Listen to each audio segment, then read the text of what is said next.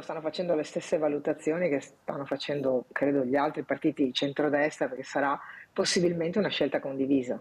Bene. Anche quella di avere dei capolista, diciamo così, con figure di traino. La logica dei capolista potrebbe essere quindi contagiosa nel centrodestra, ancora alle prese con il nodo del candidato presidente Galeotti, i manifesti elettorali comparsi subito dopo Pontida del presidente uscente Zaia, dato per capolista del Carroccio in tutte le circoscrizioni. Se la Lega dovesse decidere di farlo con Luca Zaia, come abbiamo sentito ieri dalle parole di Tosi, ci sarebbe una scelta anche da parte di Forza Italia, e Fratelli d'Italia si sta interrogando se fare la medesima cosa. L'effetto domino è servito con Donazzan, più volte Miss Preferenza e ora europarlamentare, che potrebbe essere arruolata. Resto comunque a disposizione, fa sapere lei nel corso di Ring. Intanto il centro-sinistra va all'attacco, mettendo il dito nella piaga degli avversari che non hanno ancora trovato uno sfidante ufficiale per Giovanni Manildo. È un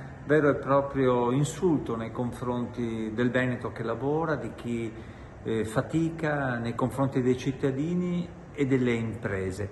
Ogni giorno ci dicono che è questione di poco, per il momento hanno aspettato il voto delle Marche, credo che aspetteranno anche quello della Calabria e decideranno poi alla fine nel chiuso di qualche stanza romana. E nella campagna elettorale regionale entrano di prepotenza anche i temi della geopolitica, e questo nelle ore calde in cui la Global Sumud Flottiglia diretta a Gaza è entrata nella zona a rischio. Sono dei provocatori questi della nave flottiglia e vogliono la provocazione, sapendo che fino ad ora hanno avuto le spalle coperte, addirittura da 2 navi militari della nostra Marina Militare, nostra italiana, che li hanno scortati perché i bambini viziati gli viene permesso di fare i capricci.